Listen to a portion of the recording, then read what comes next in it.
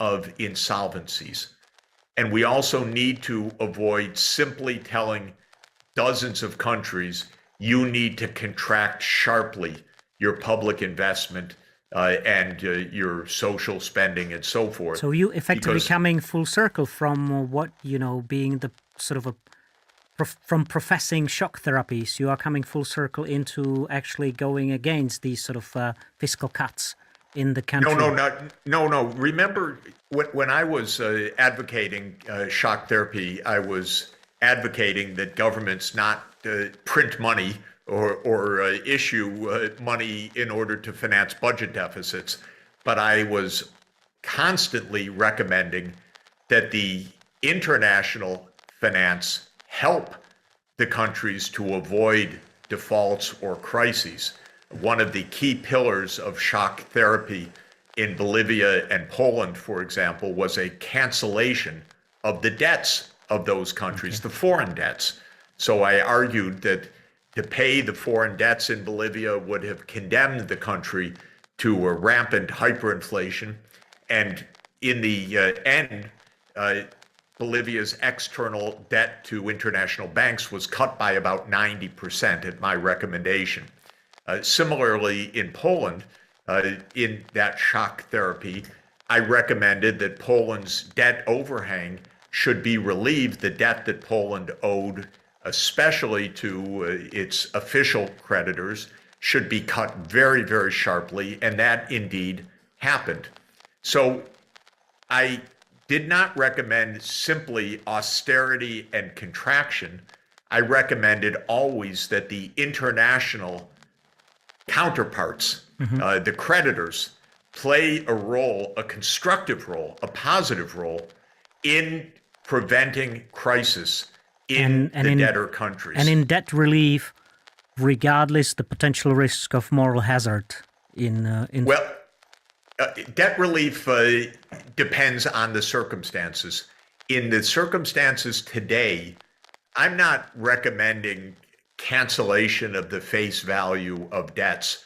What I am recommending is that one way or another, and it depends very much on the specific circumstances, that countries get the kinds of development finance that they need, even on a larger scale than now. And I'm talking about new debts on a long-term, low-interest rate basis so that these countries can continue to develop without going into default today. It's a tricky proposition for countries that have borrowed on the Eurobond market, governments that owe money right now.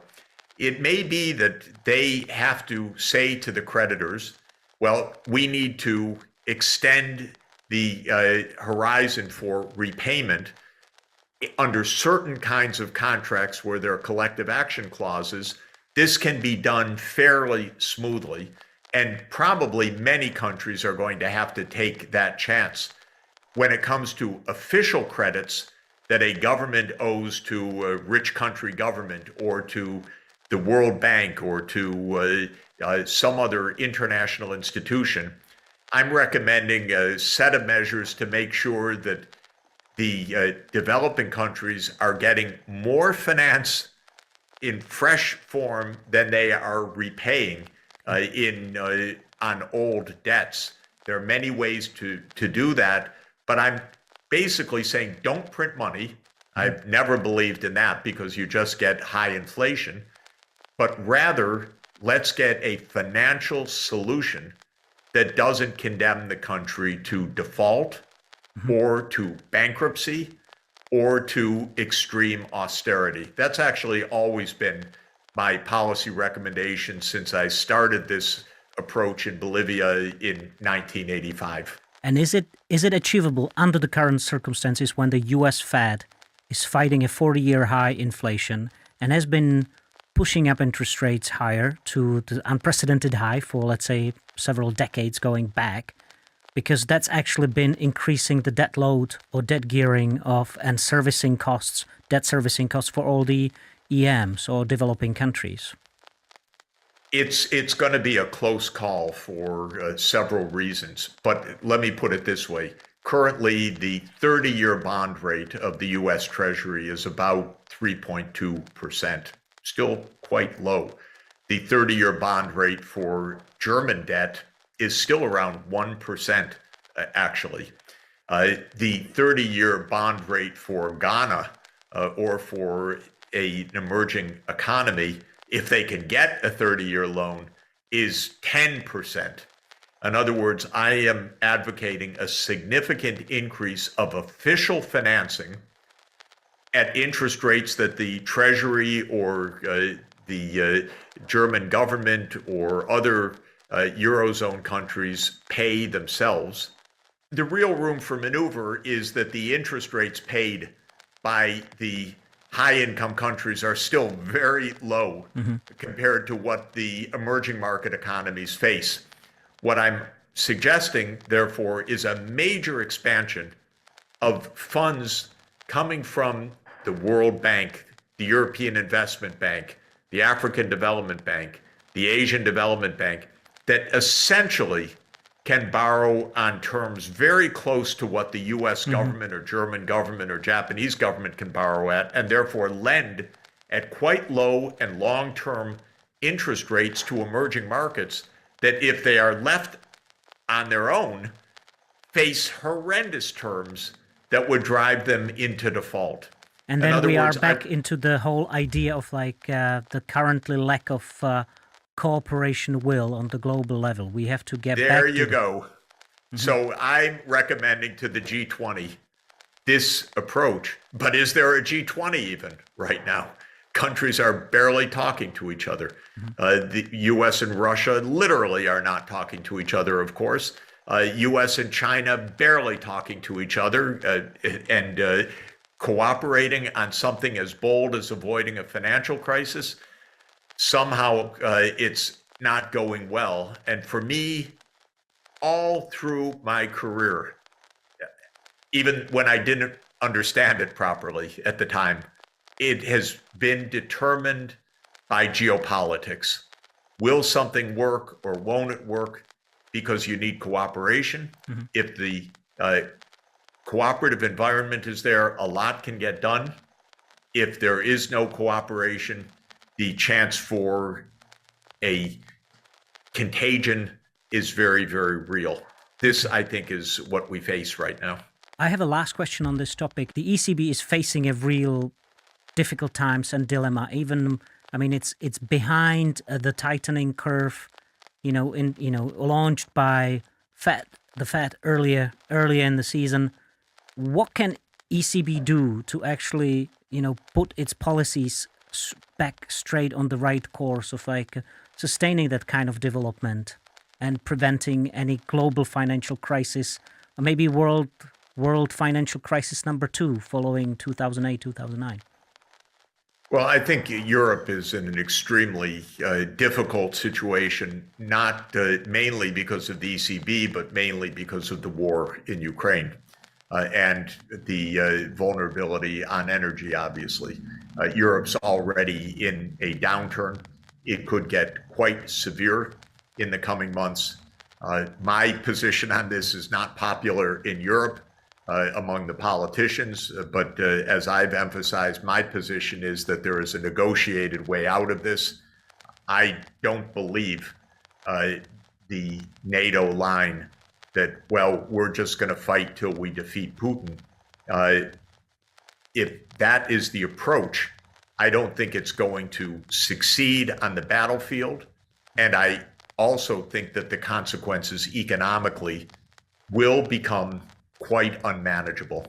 The crisis will be very serious in my view. Now, maybe I'm too pessimistic, but I believe that the energy crisis and all of the uncertainties around it and all of the other ramifications, and you compound that with the growing break with China as well, I think will lead to a very significant crisis in Europe.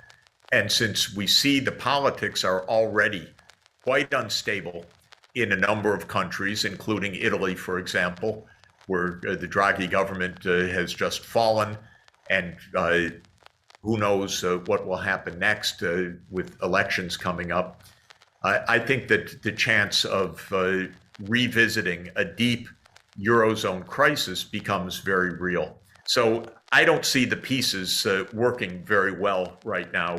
And the ECB can only do so much in this context. I think it's going to have an extremely difficult time unless we find a way to peace and to easing the very, very high tensions right now.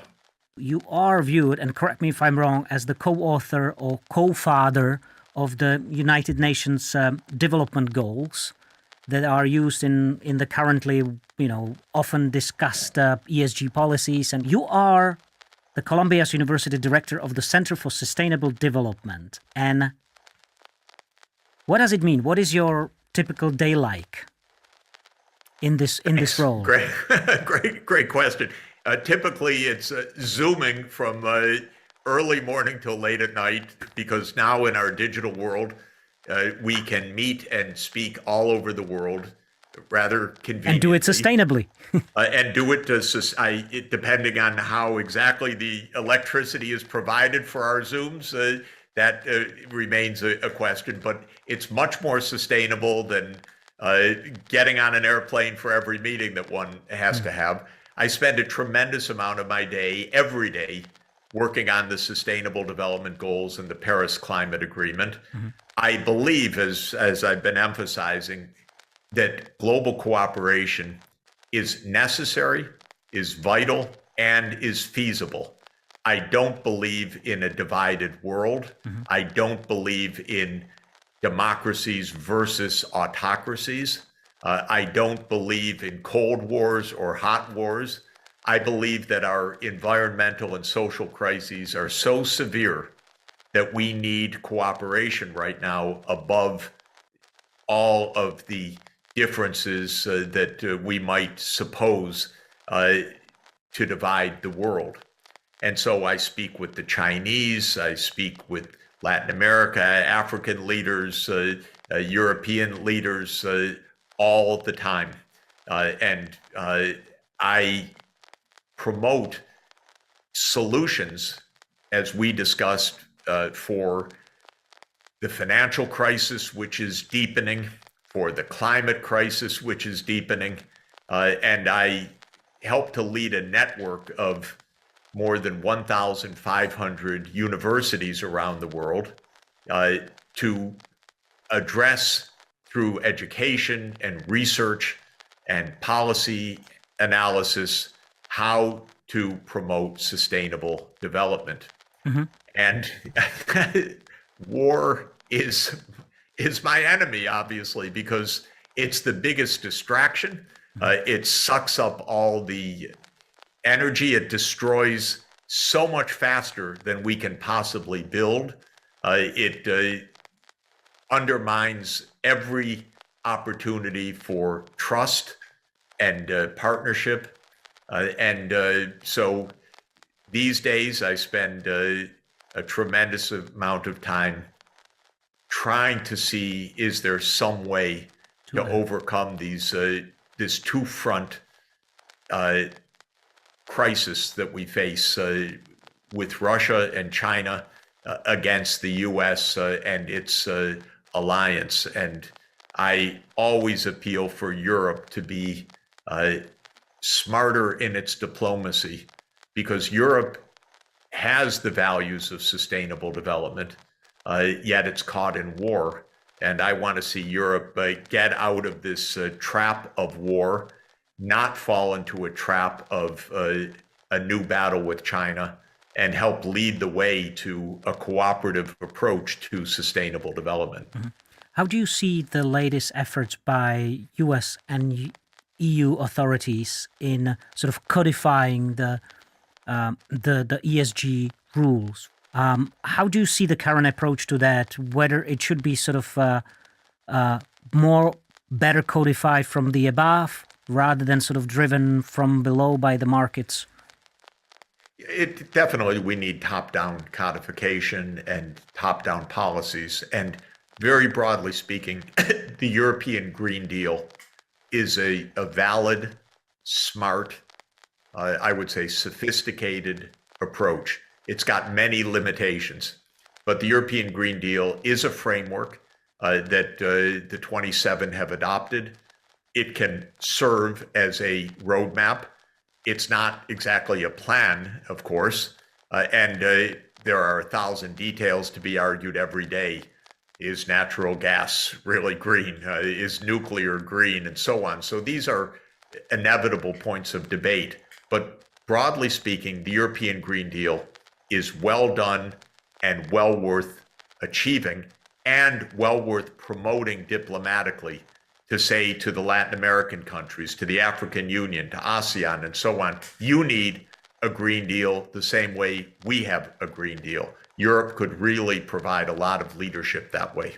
When it comes to the Green Deal taxonomy, what's really important for the Czech Republic and even some other Central European countries, do you think that the nuclear power should be viewed as sustainable going forward?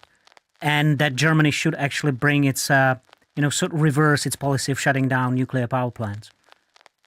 I think nuclear power, if, and this is a big if it can be managed safely so that with the absolute state-of-the-art safety systems, especially passive safety systems, offers a component of the zero carbon energy system. I don't believe, I'm not myself a purist that says absolutely no to nuclear power. Of course, it raises many issues, fissile materials, nuclear safety, nuclear waste, and the alternatives, because if you could do it without nuclear through an efficient system of wind, solar, hydro, and so forth, there's a lot of merit to that.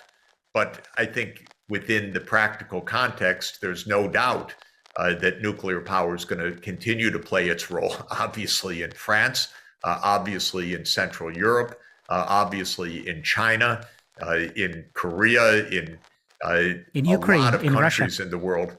Well, in Russia and Ukraine, I would expect so also, absolutely. And pesos. They're always ready. They're looking every moment. Will there be a political crisis? Will our currency lose value? And you end up with a lot of self-fulfilling catastrophes. A self-fulfilling catastrophe is when something bad happens because something bad is expected to happen.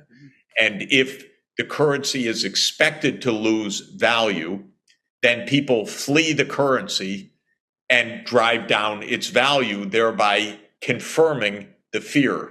And in certain circumstances, with fragile economies, and Argentina is the most classic case, that fear becomes self-confirming on an ongoing basis. And I can tell you a story. I was trying to help not the previous finance minister, but the finance minister just before him, a man named Martin Guzman, a professional, a very decent man. And he was battling an inflation rate of 40 or 50% per year. And Argentina had a large debt, but actually not, I shouldn't even say that. It had a relatively small debt, but since nobody trusts Argentina, no one would lend it new money. So as the old debt was coming due, a government would normally borrow new money to pay off the old money and keep the debt level pretty much the same. But Argentina has no friends, nobody trusts it. So as the Argentine debt was coming due, everyone wanted to be repaid. Thank you, no more loans. So I was trying to help, since part of my work over the last 40 years has been in economic emergencies, and I helped them negotiate arrangements with their bank creditors, and I helped them negotiate arrangements with the International Monetary Fund. And I said, oh God, this is tough. Nobody believes in Argentina, least of all the Argentines. So after these agreements were reached, I flew to Buenos Aires and I met in a large room with Argentina's PUBAs, the powers and shakers. And I said, you know, your situation is not as bad as you think. Your debt is actually not so high. Your need for the central bank to print money is actually not so high. It's just that nobody trusts you. So if we could regain trust, believe me, your balance sheet is actually better than the US government. It's just that in the US, everybody uses the dollar, so you could run big budget deficits. But Argentina's budget deficit was smaller than the US, and Argentina's inflation soared because everyone was always ready to run out of the peso. Okay, so I said, just rebuild trust. I felt pretty good. Compelling speech, showed the data, showed that the US is worse at a fundamental level than Argentina. Flew home. And within days, the finance minister basically resigned because his own political party more or less disowned him after he had gotten these agreements.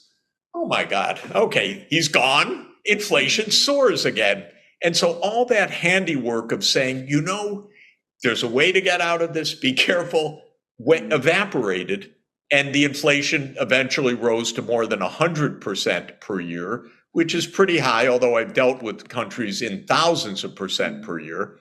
But it was sufficiently high that the Argentines said in this election, we don't want to hear anything about any standard politician. We want something completely new. And the incoming president promised something completely new, specifically to adopt the dollar. And it's probably not going to happen because quickly they backtrack. We don't even have dollars. We can't tie our future to a currency in which we have no reserves. We couldn't back the banking system and so forth. I've not spoken with the new government, although I know the incoming finance minister quite well. I plan to speak with them. The long and the short of it is this is just chronic crisis. So I wouldn't draw too much about general facts from Argentina because basically almost any time between 1823 and 2023, you could have found the country in crisis. And I've dealt with already in my career with a number of presidents of Argentina. And they don't have the internal political capacity to overcome this yet. So all of this is to say, Argentina, endlessly fascinating, a little bit bizarre. Hopefully they'll get out of it this time. What's interesting now geopolitically is that the outgoing government had joined the BRICS. And that is a good thing. And an important thing for Argentina because it brings Argentina and the next door giant Brazil together, which is very good for South America, very important diplomatically, very important geopolitically. The incoming government has said, we don't want to have anything to do with China because Milei is being portrayed as an ardent Americanist. So on the American side of this bloc politics. My message to the Argentines is, look, China's your major customer. Don't be dumb. Don't go with the U.S. in this sense. Trade with the U.S., trade with China. Don't get into this crazy mentality of one side or another. And by the way, in this world today, if you have to choose one side or another, I wouldn't go with the American side. Every time a country sides with the United States these days, it ends up in disaster like Ukraine, because the U.S. is a fading empire. It can't sustain all its promises, not even close. It can't even keep its own public institutions functioning anymore. So my message to the Argentines is you don't have to choose sides. Just be nice, but don't break relations with China, for heaven's sake. Join the BRICS. It's a good thing to do. And maybe within the BRICS efforts this year, which are very important efforts to create non-dollar payments, there'll be something in it for Argentina. That I'm going to try to explain to them. There really is some good news for Argentina in the fact that it won't just be the dollar in the world, that there will be alternative payments, and Argentina shouldn't close itself off from what's going to be an important new force in international monetary economics. That's all very interesting because one of the things that I noticed, which has not been mentioned, I think, widely, is that Putin, of course, has just been to the UAE and he's just been to the Saudi Arabia. And he came with a very, very big and very strong delegation of people. And I noticed that one of the people who was there was, of course, Nabulina, who is the central bank chair. And both Saudi I Arabia. didn't realize she was on the Yeah, trip, he was but there. that is a very Yeah, it was very interesting interesting. part. It was interesting because there was a she was. I don't think it was announced, but there was a list of you saw the picture of all the people in Riyadh, and they were all shaking hands. And one of the people who was there and who shook the hands was none other than Nabulina. So she was there, and of course, Saudi Arabia and the UAE are both joining the BRICS in a few weeks. So is Iran. The Iranian president has just been to Moscow. He's had discussions there with Putin. There's just been this announcement of this free trade agreement, and then at the same time, Putin gave this speech at an investment forum run by VTB, and a disproportionate amount of that discussion was about the financial architecture. He was saying that, in fact, that seemed to be the most important thing. That the finance you need to get the financial architecture right domestically in order to move forward. But he was also talking about the new financial architecture, and he said some very interesting things about how the existing financial architecture, which is Western based, is becoming outdated and obsolescent, also in a technological sense. So you have Nabulina there in all of these meetings, and she's presumably talking about all of these matters. She seems to be very interested in them. And she's talking with the big oil producers. And Iran is also a big oil producer. And at the same time, you have all these discussions from Putin about financial systems. And I wonder whether this adds up. Yeah, the trip was absolutely fascinating, incredibly skillful of Putin at this moment. And it reflects actually three major geopolitical points, all, I think, rather ingeniously brought together. One of them is OPEC Plus, of course. OPEC plus Russia constitutes an enormous part of the hydrocarbons market of the world, and they do a lot of important business together in this, in managing the oil and gas market. So that's one part of the trip. Another part of the trip is clearly regional, which is the integration of Russia with Central Asia, with the Arabian Peninsula, with the Middle East more generally.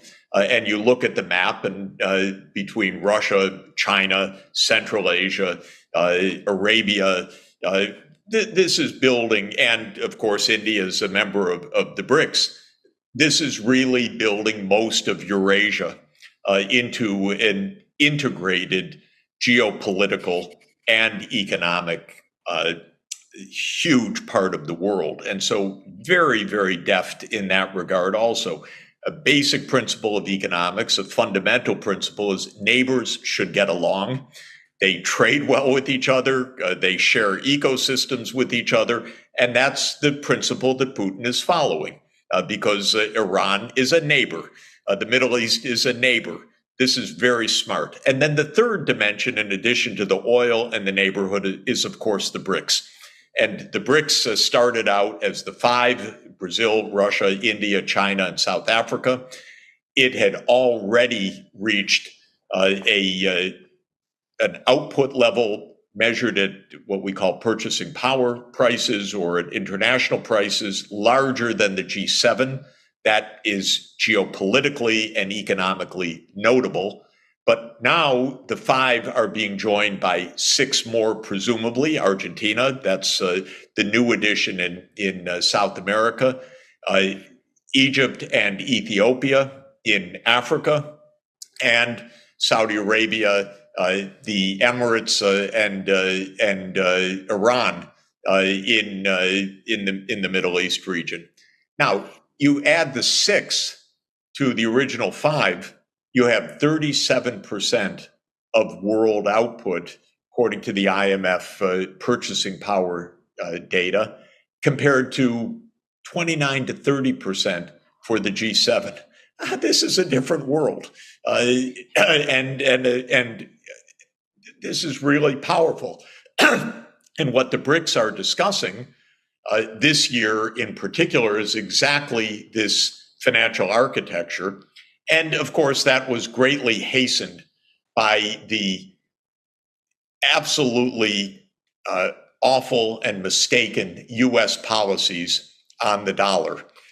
So the US has what Charles de Gaulle, already President de Gaulle, 50 years ago, 60 years ago, called the exorbitant privilege, which is that the dollar is used for about 60% of international transactions of all kinds. The way you denominate a contract, the way you pay to settle a contract, the way governments hold their foreign exchange reserves. So on all three major dimensions of international currency, the dollar predominates.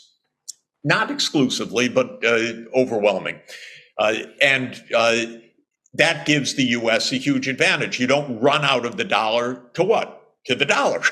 And so it's not like Argentina, where everyone's sitting on the edge as the US debt reaches 100% of GDP. If Argentine debt ever came close to 100% of GDP, they'd be out the door in a moment.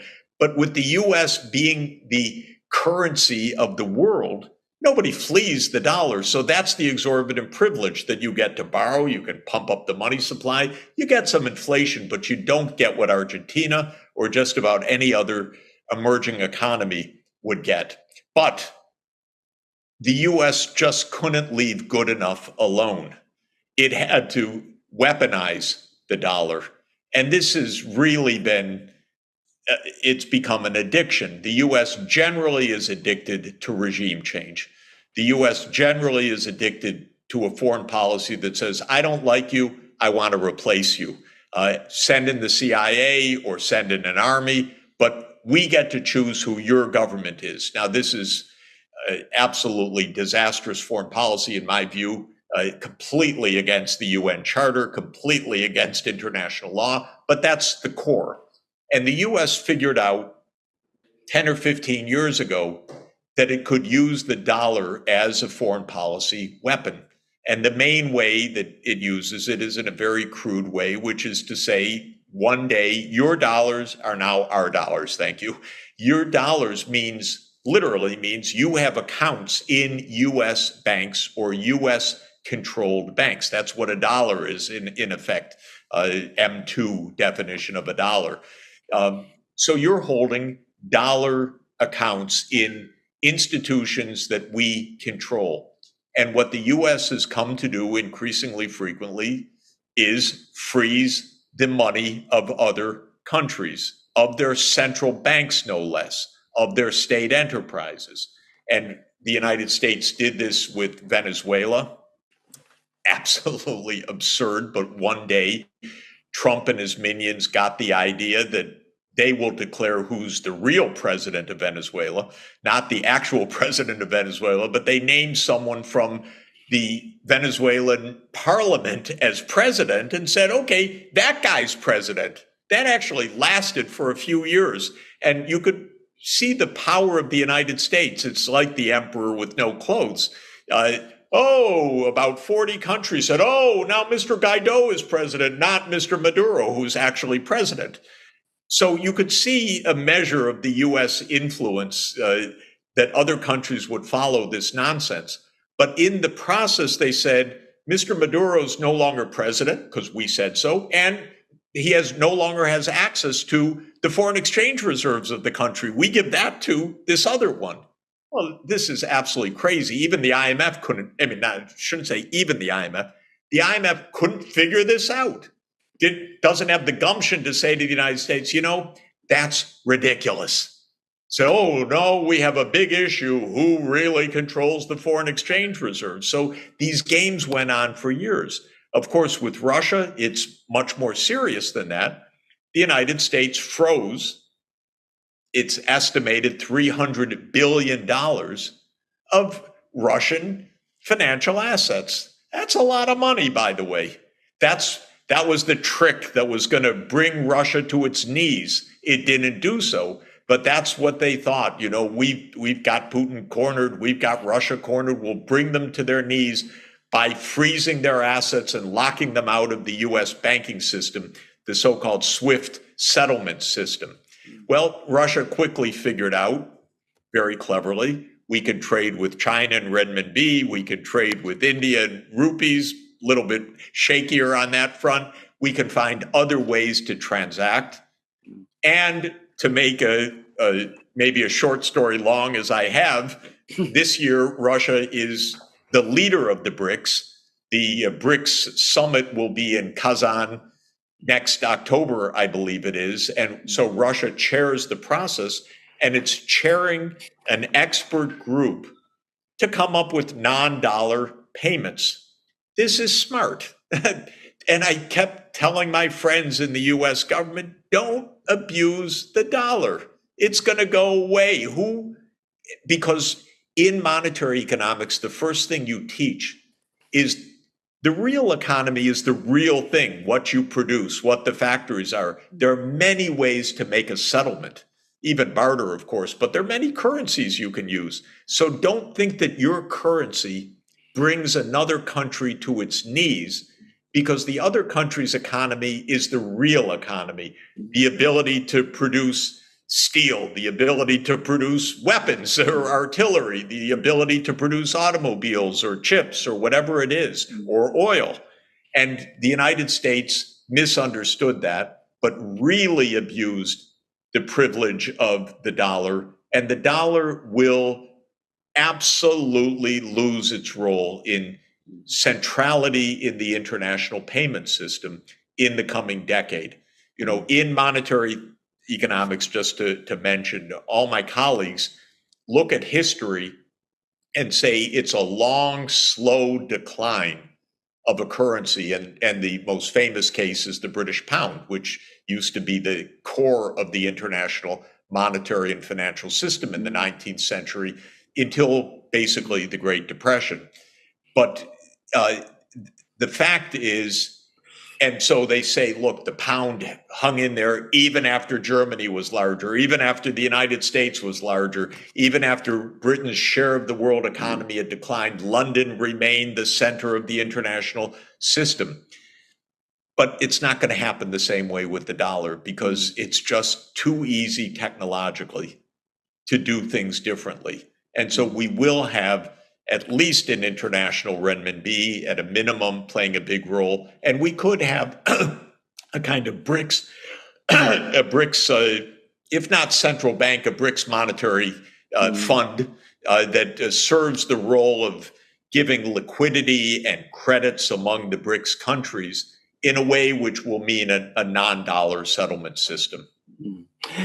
Professor Sachs, just a few things. As a person in Britain, I can say that the long decline of sterling after Britain lost its hegemonic position in the world economy was an absolute disaster for Britain. You would not want to go through that process again. And by the way, it's quite interesting just to say the way it manifested. Of course, World War I was awful. The return to gold in 1926 overvalued Britain in the world economy. And Keynes wrote one of his most famous essays in 1926 called The Economic Consequences of Mr. Churchill, who happened to be the Chancellor of the Exchequer in 1926, that put this mistake into place. The 1930s were the Great Depression. World War II, of course, devastating. And the point is, by the end of World War II, Britain had basically gone deeply into debt, even with its own colonies, which became independent countries. And so Britain never quite got out of debtor status again. And it was a very, very heavy, long, painful period. Britain, the center of the world, going to the new International Monetary Fund for an emergency loan. I mean, unthinkable But the United States, can you imagine going to the IMF for a loan? It's not impossible. This is exactly what you're referring to. Absolutely, I remember it. I was in London, of course, when it happened. I can remember the Chancellor turning back at the airport, which he had to rush off to Washington to raise funds.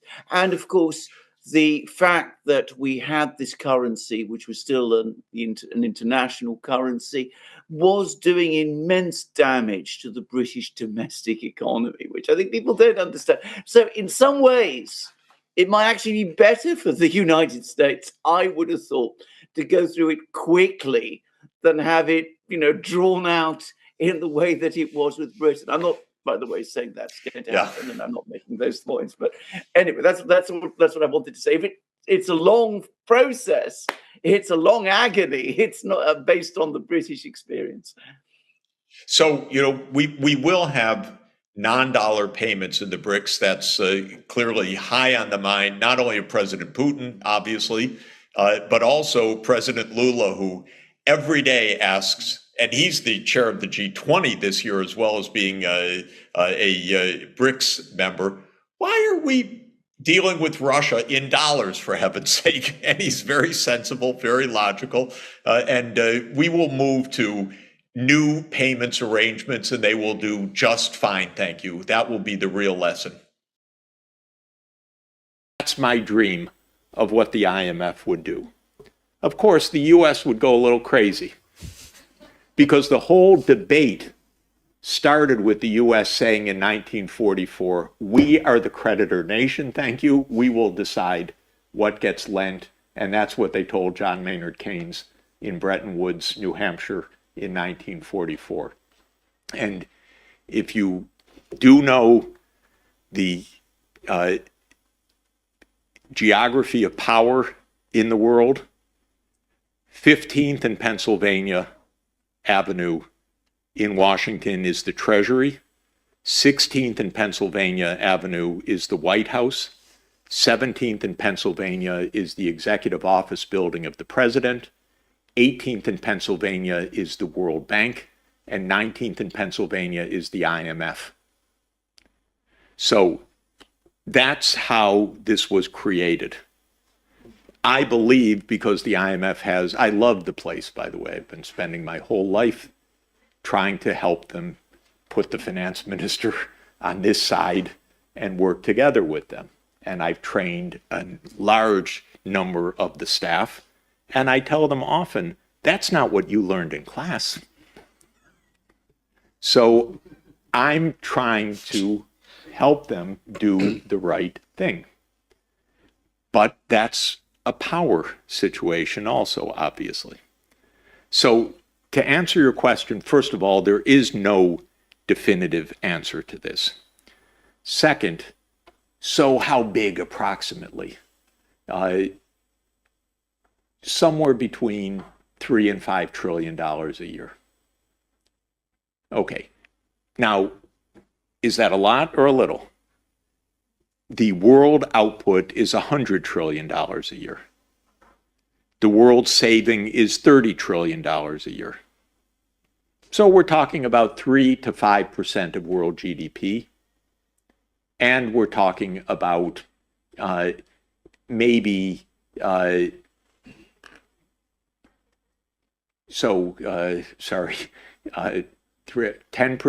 to 16.6% of global saving. Perfectly manageable. And saving isn't fixed, it could rise and so forth. So the gaps are not huge. They're quite manageable, given that these are our major global goals.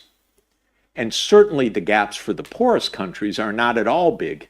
Maybe $1 trillion a year. And $1 trillion a year is 1% of world output. And if you gave me $1 trillion a year, I would be able to help every government get out of poverty. That would be enough to make investments, get all the kids in school, get health care for every person, get water and electricity connection for every person. That'd be a great start. And you could do that for $1 trillion a year for all the billion people in extreme poverty. So it's not huge. So then comes lots of detailed, interesting analytical questions. First, some of it is for rich countries, but the gap there isn't really a financing gap, it's a political choice gap. They're just not making investments, but the finance is available. Where the gap is really most consequential is for countries that cannot mobilize this out of their domestic resources. A poor country cannot afford to get all its kids in school, by the way. This is very weird, because you'd think, well, at least you can do that. But I've spent 10 years on this calculation. And if you're a low-income country, it costs between 10 and 15% of GDP for universal primary and secondary education. Very high. The reason is teachers are relatively costly in low-income countries, and there are a lot of young kids in low-income countries because they have high fertility rates, so the whole age pyramid is very wide. So there's not an African country, low-income or lower middle-income country, that can actually afford SDG 4. And that should be the most alarming fact in the world, because you cannot have economic development without your kids educated. No matter what else you do, you cannot have economic development without educated kids. So it's for the low and lower middle income countries that the crisis is biggest. There are gaps in the high income countries, but I don't worry too much about them because those are political obstacles that should be filled, but it's manageable.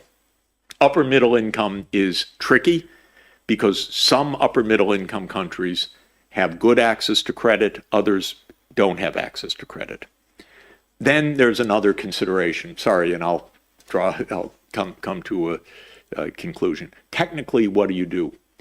There are two related issues. One, how could you make capital flow at relatively low cost and long-term maturity to poorer countries?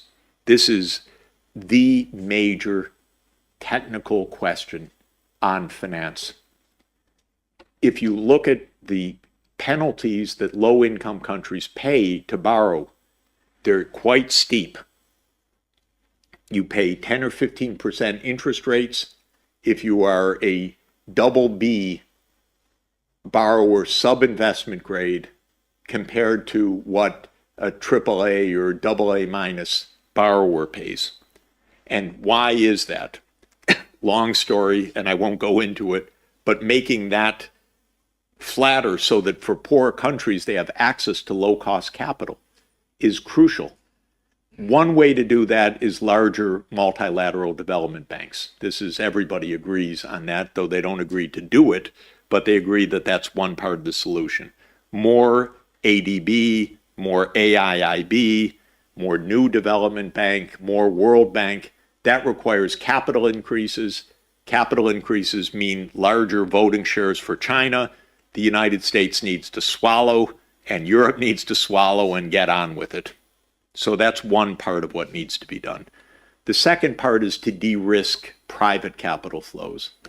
That's also a tricky set of issues. I'd say I got into that question 45 years ago as a graduate student, and it's still somewhat of a puzzle. It's a long story, but it's not impossible to do that. There's one more dimension, and because also you're from the Russian Federation, I want to mention it, and that is that there's an intrinsic link between global finance and global monetary arrangements. And global monetary arrangements mean how we settle trade. And we are, of course, in a largely dollar-based settlements system. So the monetary system is largely dollar-based, not exclusively, but about 60%.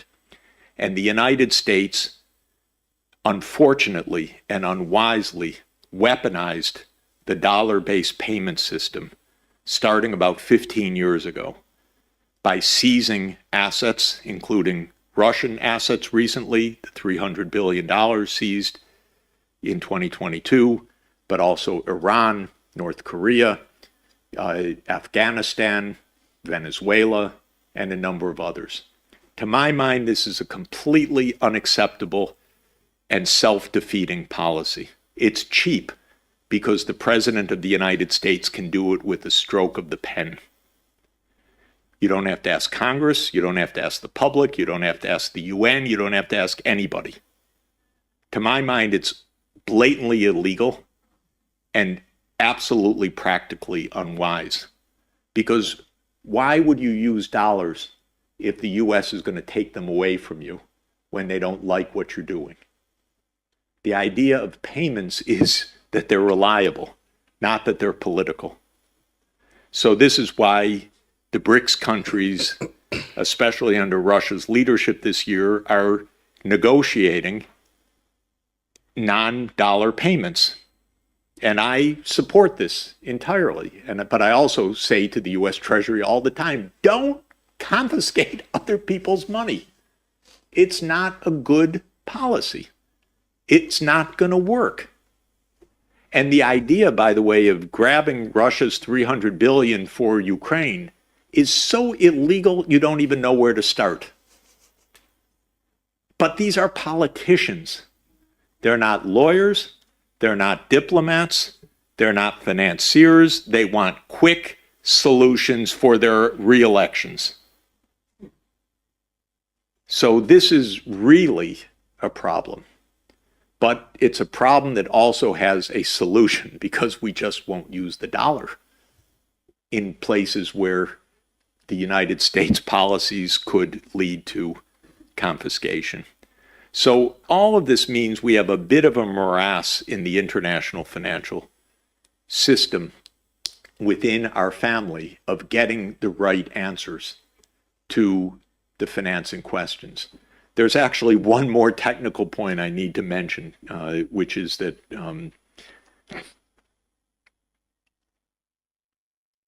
the IMF and the World Bank have what they call the Debt Sustainability Framework, or DSF. And it's based on an arbitrary set of numbers where they say, we grade you whether you're weak, medium, or strong in debt management. And then based on your ranking, we give you a ceiling of gross debt to GDP. And the ceiling is no more than 30% debt to GDP ratio if you are a weakly governed country. This is a death certificate. This is not economic policy. Why? Because if you're a poor country, it means almost by definition you don't have electricity, you don't have paved roads, you don't have digital access, and your kids aren't in school. So what the IMF and the World Bank are telling you is, stay that way. Don't bother us. Don't borrow because you might get into debt trouble. But if you don't borrow, you won't have electricity, schools, or anything else. They don't have an alternative solution for these countries. So they're telling the countries, don't borrow. I'm telling the countries, borrow. But my advice is borrow 30-year maturity, fixed interest rates, and on reasonable terms. But where do you get those? That's where I want the G20 to come into this story, to give an answer to that. But when I do, again, in my spare time, solving a growth model for how much you should borrow if you want to have your kids in school, have electricity, and so on, exactly your question, the debt actually rises to about 200% of GDP before it starts declining 30 years from now. You want to borrow a lot because you don't want to live without electricity, you don't want to live without roads, you don't want to live without educated children, you don't want to live without health facilities. So you want to borrow, but you want the borrowing to be very long-term so that you have 40 years to grow in order to repay the debt 40 years from now. The IMF has none of this intertemporal analysis because the debt sustainability framework is a 5-year snapshot. It's not a growth scenario. Now, I taught intertemporal growth for 30 years, and this is where I tell my students, you learn something, right? You borrow if the rate of return on your investment is higher than the cost of capital, and if you're not going to get into a debt crisis in the meantime. So we need to create a finance framework that can work. Final words. For this region, SCAP, there are a few countries that are seriously debt constrained or finance constrained. Most are not, but some are. For Africa, it's pervasive. The whole continent is debt constrained right now. So that's where the most serious problems are. Within this region, you have the means to solve the problem because this is a high saving region. And China has a saving surplus. That's why initiatives like the Belt and Road Initiative are wonderful. And they should really be encouraged. But the advice I give to China is when you lend for the Belt and Road Initiative, lend for 30 years. Don't lend for 10 years or 12 years. You will be disappointed and your counterpart will be very disappointed because they'll get into debt crisis. And that's what's happening right now. Not that China set a debt trap, that's propaganda. China didn't set a debt trap, it just set a maturity structure too short. And so when I speak to the Chinese finance authorities, I'm telling them 30-year loans. And nobody thinks ahead more than China. So China needs to do the same thing of looking at a 30-year perspective, and especially for the poorer countries, give much longer term loans. And for the rest of the US, unfortunately, is not a net savings surplus country, it's a net debtor country, so it can't offer much in finance anymore. But the capital markets could offer more, and we need to tap that. Sorry for the long-winded answer, but very good question, important question. Smaller than the BRICS countries in economic size, which is Brazil, Russia, India, China, and South Africa. So we really are, in fact, in a multipolar world, but in ideology, we're in a conflict. But Jeffrey Sachs, I wanted to ask about that. You mentioned the BRICS. The BRICS Bank that is now in China, and President Lula has named Dilma Rousseff as the head of the BRICS Bank. Its importance in terms of this multipolarity in the world economies, the potential for even the creation of alternative major currencies to the dollar as a result of the BRICS alliance. The impact of that on world affairs. This is a big deal. And in fact, the United States is withdrawing. It doesn't know it necessarily. Our politicians don't understand this, but our politicians are withdrawing from the world financial and monetary scene and opening up the space for a completely different kind of international finance. I'll give you an example. The U.S. was the creator of the World Bank, but now the U.S. Congress won't put new money into the World Bank. And because of that, the World Bank's actually a quite small institution. It's got a big name, but it's a quite small institution in the financial scheme of things. The U.S. won't put more money in. The Congress says, no, why should we waste our money internationally and so forth? And you get a lot of hubbub about that. So China and the rest of the BRICS say, okay, we'll make our own development bank. And they established the new development bank, or sometimes called the BRICS Bank, based in Shanghai. And that's just one of the institutions that is really changing the scene. There's the Asia Infrastructure Investment Bank, AIIB, based in Beijing, in fact. There is, as President Lula said, and it's happening also in the context of the Ukraine war, a move away from the use of the dollar, which the United States has thought, well, that's that's our ace in the hole. That is our ultimate hold on things because we can use sanctions, we can use our financial control to keep other countries in line. But other countries are saying, not so much. We'll trade in renminbi. We'll trade in rubles. We'll trade in rupees. We'll trade in our own national currencies. And they're quickly setting up alternative institutions to do this.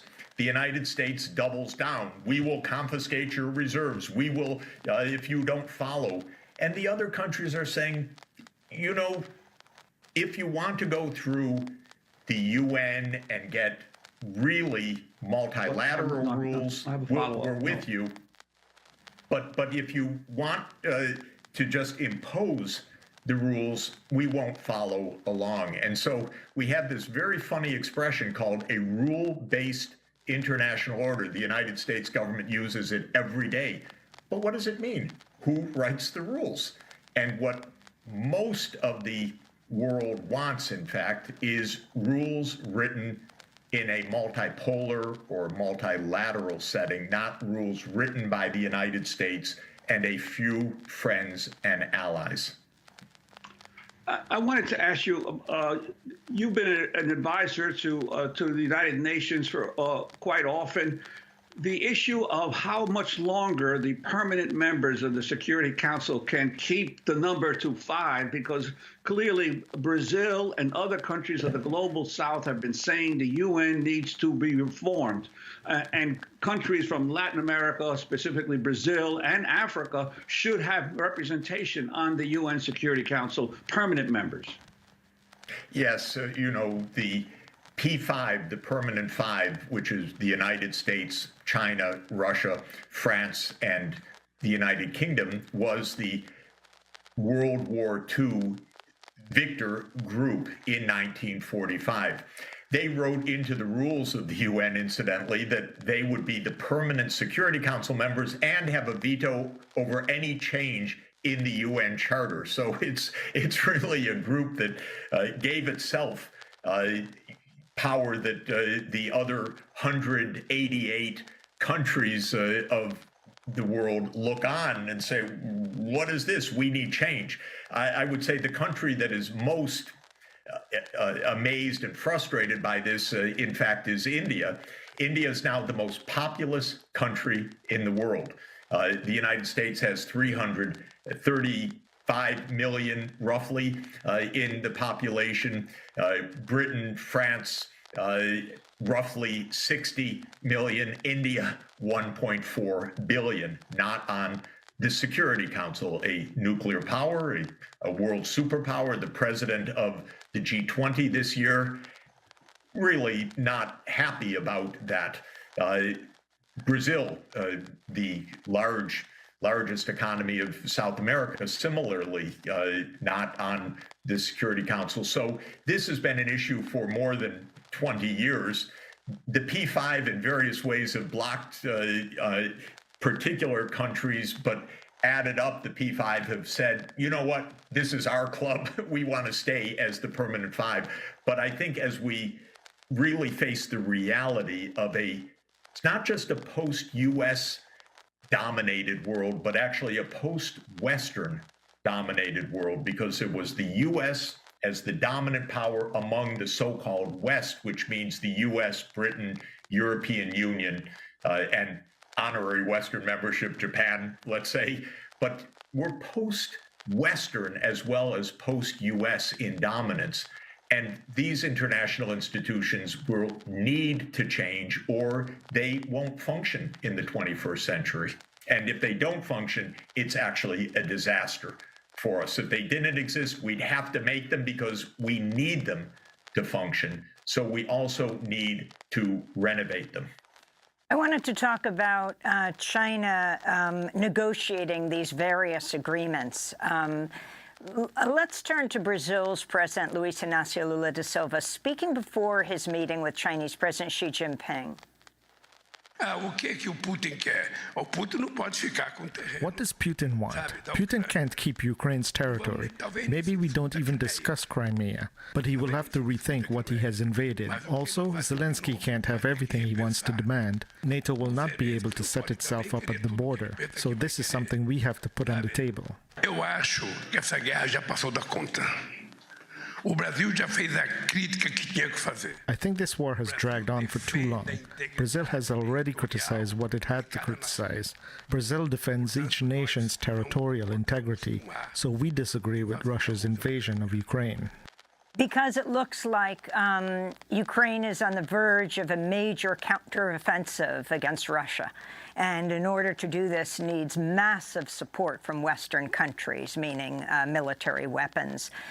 Can you talk about what China's role is here, the peace plan it has put forward, but also these other deals that China is helping to negotiate, like the successful rapprochement between Saudi Arabia and Iran, and then what they're suggesting about Israel and Palestine?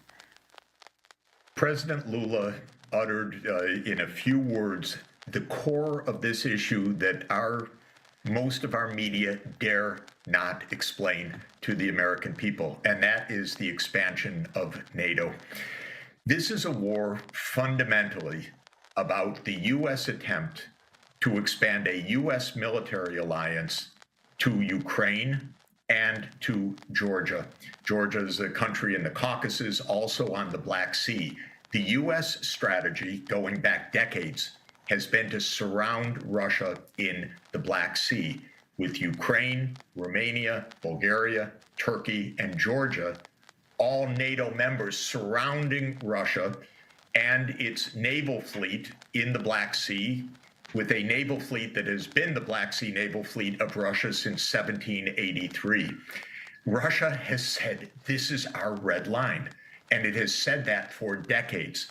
And it said this clearly in 2007, before George W. Bush Jr. had I'll call it the harebrained idea to announce in 2008 and force NATO to announce that Ukraine will be a member of NATO.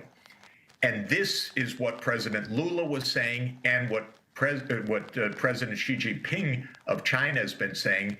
We can't have a war that is essentially a proxy war between Russia and the United States over the expansion of the U.S. military alliance right up to a 1,200-kilometer and more border with Russia, which Russia views, and I would say understandably views, as a fundamental national security threat to Russia. Keep some space, keep some distance. That's President Lula's meaning. That's what China means when it says in its peace plan, we want a peace plan that respects the security interests of all parties. What that is code word for saying, make peace, end the war, but don't expand NATO right up to the border. The American people have not heard an explanation of this all along. It's shocking to me because as a close observer of this for 30 years, this has been the casus belli. And yet our newspapers won't even report the background to this. But this is why China, South Africa, India, Brazil are saying we want peace, but we don't want NATO expansion as the meaning of so-called peace.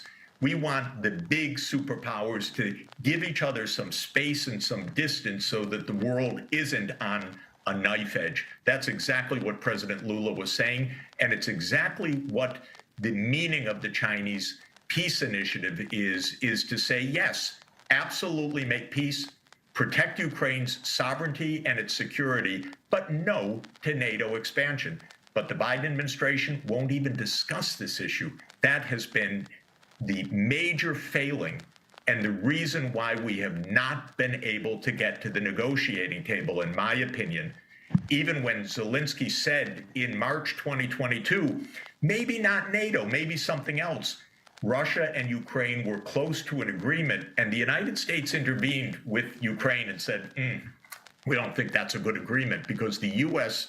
neocons, so-called, have been pushing for NATO enlargement as the core of this issue. But this goes back to the more general point for us, which is that what is at stake in Ukraine and over Taiwan and many other issues from the point of view of China or Russia or other countries, including Brazil, now Saudi Arabia, Iran, and others, is whether the U.S. does what it wants to do or whether the U.S. respects some limits based on what other countries say, well, this is what we think, so that we need true multipolarity, not U.S. dominance alone. Rules written by all of us, not rules written just by the United States. And Jeff Sachs, we only have a few, about a minute left, but I was wondering if you could comment on the parallels between this expansion of NATO further and further east in Europe. This year marks the 200th anniversary of the Monroe Doctrine, of President Monroe declaring to all the European powers that the Western Hemisphere was off limits to them attempting to move their forces and their militaries into Latin America. And for these past 200 years, Latin America has essentially been the major sphere of influence of the United States. And yet here we are saying that Russia has no right to declare that its immediate the countries immediately its borders cannot welcome in NATO troops. Well, yes, a little empathy would go a long way and would have spared us actually a lot of wars. But for Americans, it would be useful to think, suppose Mexico made a military alliance with China. Would the United States say, well, that's Mexico's right, what are we going to do about it? Or might there be actually an invasion in short order or something like that? I would strongly advise to China and Mexico, don't try it at home. Don't experiment with this. But the United States government refuses that empathy because, in other words, refuses to put itself in the position of the other side.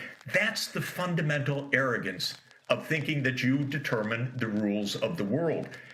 The problem with arrogance is not only the comeuppance from it, but you stumble into terrible crises that you don't even understand because the United States has not been allowed, the public has not been allowed to even think from the perspective of the other side. So the analogy is actually a very, very clear analogy. It is what China and Russia and others say all the time is, why have those double standards? Why don't we actually deal with each other with mutual respect, not with the rules that you write? I'll start with, again, the same data that I mentioned earlier, but for the US and China. If you measure output in China and the US at what's called international prices, a common set of prices, or what's called purchasing adjusted prices, the Chinese economy is bigger than the US economy. China is currently about 18% of world output, and the US is about 15.5% of world output. This is a fundamental change from 40 years ago. In 1980, the US was about 21% of world output, and China was about 2.5% of world output. Between 1980 and 2020, China grew at a rate of nearly 10% per year. When you have economic growth at 10% per year, it means your economy doubles in size every 7 years. So in 35 years, it doubles 5 times, or 2 times 2 times 2 times 2 times 2, 32-time increase. And that's basically what happened with China. Why, by the way? Because China started incredibly poor, and it caught up to a significant extent. When you're poor, there's lots of headroom. Electrification, education, building roads, building rail, and that's what China did extremely effectively for 40 years. excellent economic management for 40 years. And now, they didn't close the gap in living standards because the living standards, by this measure that I keep referring to, puts China at about 30% of the US level.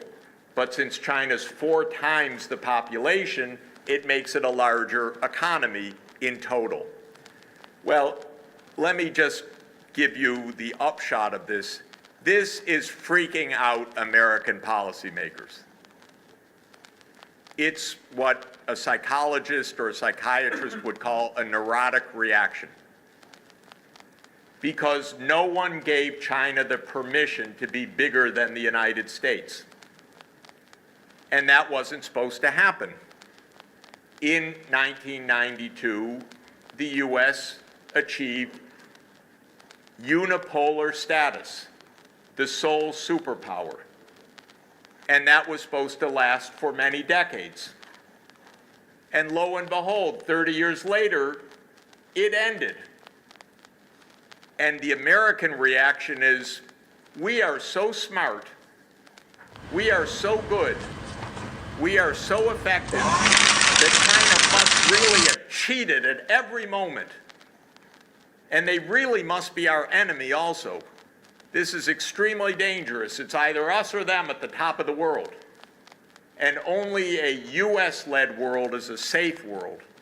Otherwise, we're all going to be destroyed by China. It is, in my view, a fantasy misunderstanding. I'll start again with the basic proposition. China's living standards are about 1/3 of the US.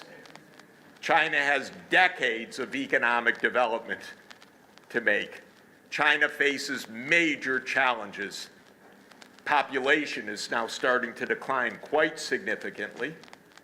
China will probably be under 1 billion people by the end of this century, possibly 800 million, according to the UN forecasts, which are mechanical, but still showing how significant. China will age very rapidly.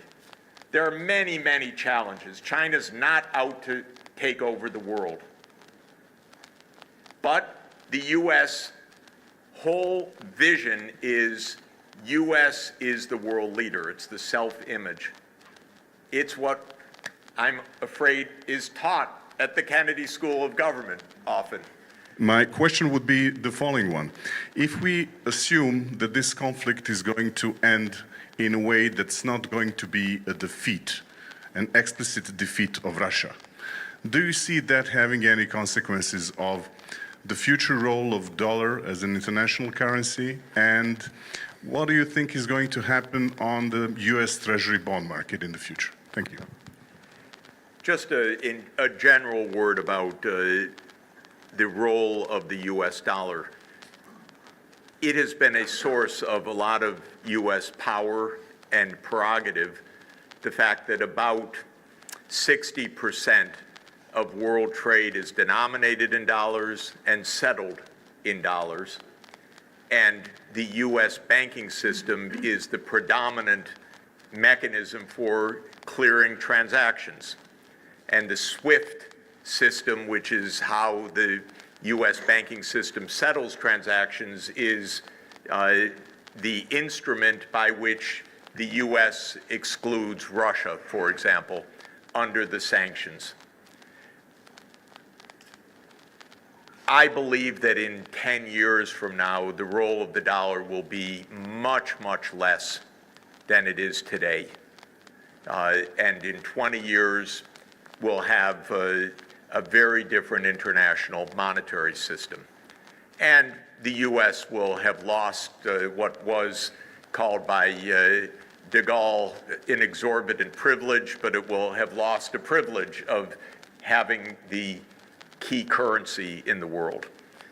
I think there are 3 reasons for this decline that will come, that's already underway. One is that to be the world currency depends on being the predominant economy in the world. And as the U.S. share of the world economy diminishes, it's natural that the role of the U.S. dollar would diminish as well. And we are, as I said, on a gradual, gentle decline, not gentle, but gradual decline of the share of world output due to the U.S., not mainly because of the U.S. collapse, but mainly because the rest of the world develops economically, like China. So that's one reason. The second reason is much more pertinent to this evening, and that is the U.S. began to weaponize the dollar roughly a decade ago. So it basically began to use the dollar as a geopolitical instrument. And my advice is, if you are a government that isn't getting along too well with the U.S., hold your reserves in some other currency.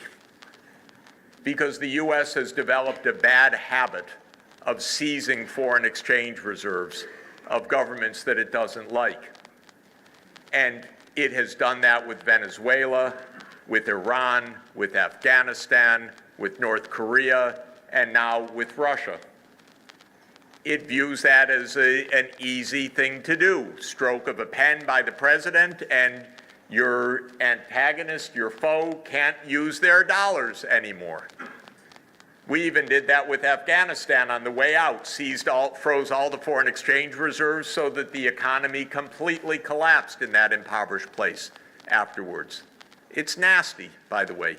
But more than being nasty, it also is not something you can do over and over again, because other countries start to say, maybe we'll hold our reserves in renminbi, thank you, or maybe we'll hold them in some other currency, thank you. And that's what's happening now. So that's a second reason for why the dollar will decline, because it's not just a money, it's an instrument of geopolitics, which it should not be. You can have one or the other, but you can't have the geopolitical instrument for very long. You won't have the key currency anymore. And the third is technological. I think that transactions will not be settled through commercial banks in the future in anything like the way they are now, because we will have digital central bank currencies. And we don't need the commercial banks in the long term to settle our transactions.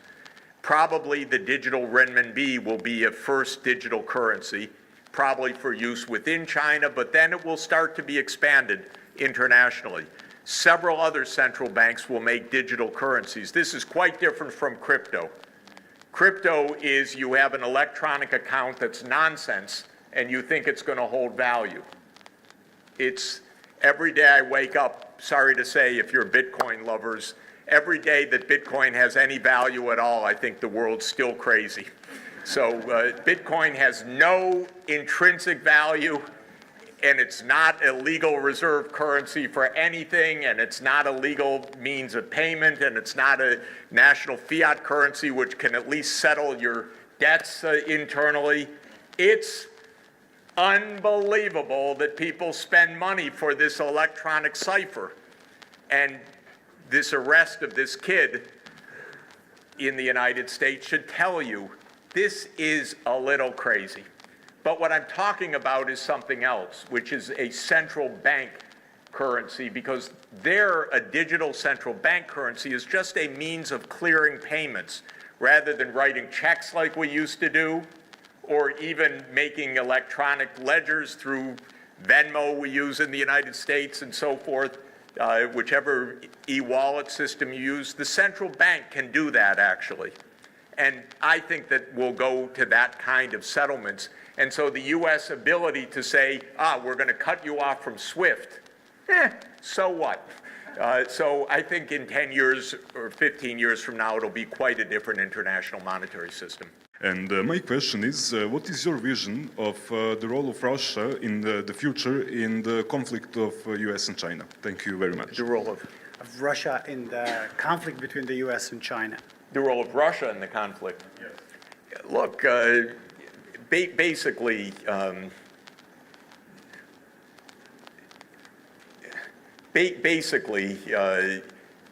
much of the world, as I say, is going to have trade relations with China, because why not? It's a good trading partner.